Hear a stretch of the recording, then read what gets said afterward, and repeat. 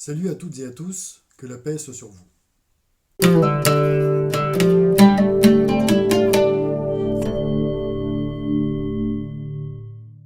Dans cette séquence de Un point de vue soufi, nous allons poursuivre l'exploration des rapports entre soufisme et charia.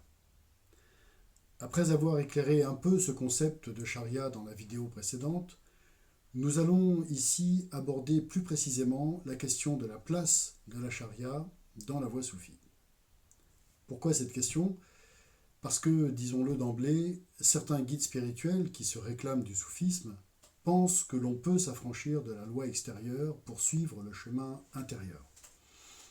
Ainsi, ils laissent leurs disciples occidentaux notamment ignorer les préceptes de la charia. Alors cela soulève deux problèmes, celui de l'authenticité d'une voie soufie affranchie de la charia, d'une part, et d'autre part celui du rapport des disciples soufis occidentaux à la charia. Alors abordons tout d'abord le premier point, une voie soufie peut-elle se situer en dehors de l'islam ? La réponse est relativement claire. Le soufisme, qui traduit le mot tasawwuf en arabe, est la voie initiatique de l'islam.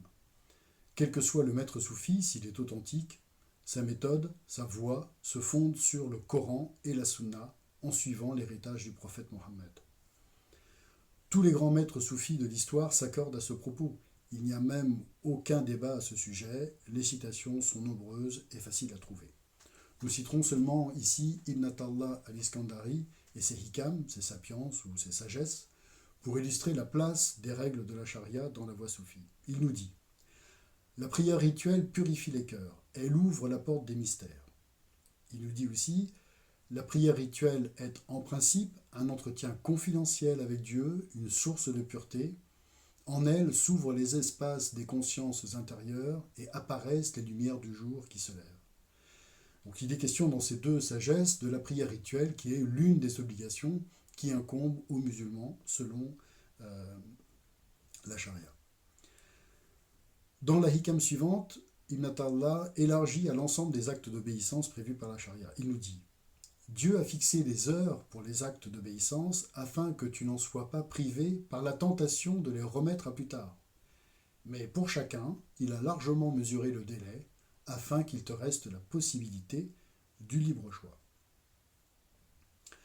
Une autre hikam nous dit « Ni ton obéissance ne lui, alors lui c'est Dieu, ne lui est profitable, ni ta désobéissance ne lui porte préjudice. Il, Dieu toujours, il t'ordonne tel acte et t'interdit tel autre uniquement dans ton intérêt. » Alors pour compléter, notons que René Guénon, le métaphysicien français qui vécut de 1886 à 1951, insistait sur le fait que toute voie spirituelle ésotérique, en ce sens qu'elle concerne l'intériorité de l'être, si elle est authentique, s'inscrit nécessairement dans une tradition religieuse exotérique. Ainsi en va-t-il du soufisme et de l'islam. Examinons maintenant la question du rapport du disciple occidental à la charia. Disons d'emblée là aussi que pour celui ou celle qui n'est pas né dans la culture islamique, la connaissance et l'application de la charia est a priori plus difficile que pour le natif musulman. D'où les questionnements quant à savoir dans quelle mesure le disciple occidental doit observer la charia, questionnements qui reviennent de manière récurrente. Rappelons que généralement on distingue deux domaines principaux concernés par la charia, le domaine des rites religieux, des rituels d'une part, ce qu'on désigne par ibadat en arabe, et celui des relations sociales ou des transactions d'autre part, qu'on désigne en arabe par mu'amalat. Alors pour faire simple, disons qu'une grande partie des règles concernant les transactions ou relations sociales, les mu'amalat, ne s'appliquent pas aux disciples qui vivent en Occident sous des lois laïques, en tout cas de manière générale. Il est vrai que certaines règles chariatiques vont quand même s'appliquer aux disciples, en principe, telles que la nécessité d'inscrire la vie conjugale dans le cadre du mariage, par exemple. Mais en fait, l'essentiel des règles de la charia qui s'appliquent aux disciples occidentaux sont du domaine du rituel, donc les ibadat. C'est la purification rituelle, la prière, le jeûne du mois de Ramadan, par exemple. L'apprentissage et la mise en application de ces règles nécessitent du temps, quelques efforts, une certaine discipline personnelle, mais également de la patience. La mise en place de tout cela se fait selon un rythme qui en réalité est propre à chacun. C'est justement la prise en compte de la distance qui sépare initialement le disciple occidental de la charia et la prise en compte du rythme individuel qui caractérise l'enseignement de Sidi Hamza al-Qadiri Bouchiche et de Sidi Jamal al-Qadiri Bouchiche, qui est le guide de la Qadiriya Bouchichia depuis 2017. Le but étant à leurs yeux que le disciple s'ancre dans la voie et persévère sur le chemin, de manière durable donc. Dans l'enseignement des guides de la voie Qadiriya Bouchichia, il faut bien distinguer d'une part le principe, qui est incontournable, celui du respect de la charia pour le disciple, et d'autre part les modalités de son application, qui doivent être progressives et adaptées aux capacités et au rythme de chacun. Concernant le principe incontournable, Sidi Hamza disait « La charia est la porte de la réalité divine, al-haqiqa. Celui qui ne respecte pas la charia ne récolte rien. » Fin de citation.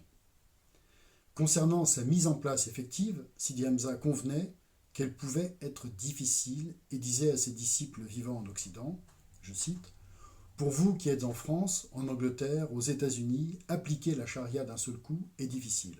Il faut y parvenir progressivement. Et avec l'aide des conversations spirituelles, les disciples commenceront à acquérir doucement les préceptes jusqu'à ce qu'ils mettent en pratique la charia. » Fin de citation. En ce domaine, vouloir aller trop rapidement, rechercher trop hâtivement la rigueur, peut conduire à l'effet inverse, c'est-à-dire le renoncement à la voie et à l'islam par dégoût ou par épuisement.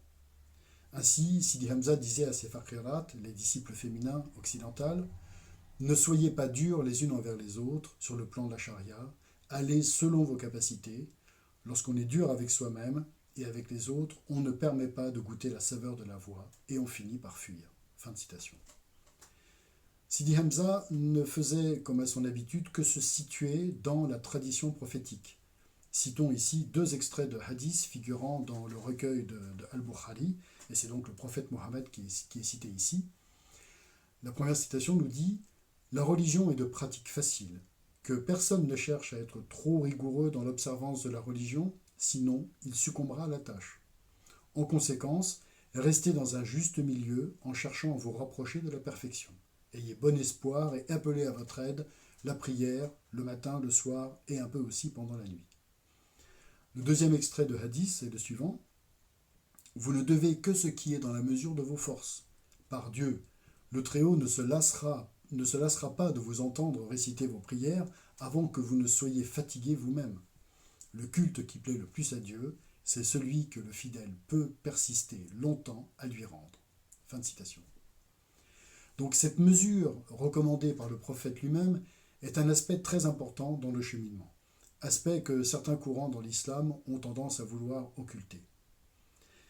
Un autre aspect important mis en avant dans le soufisme, ce sont les effets de la pratique du dhikr, de l'invocation de Dieu.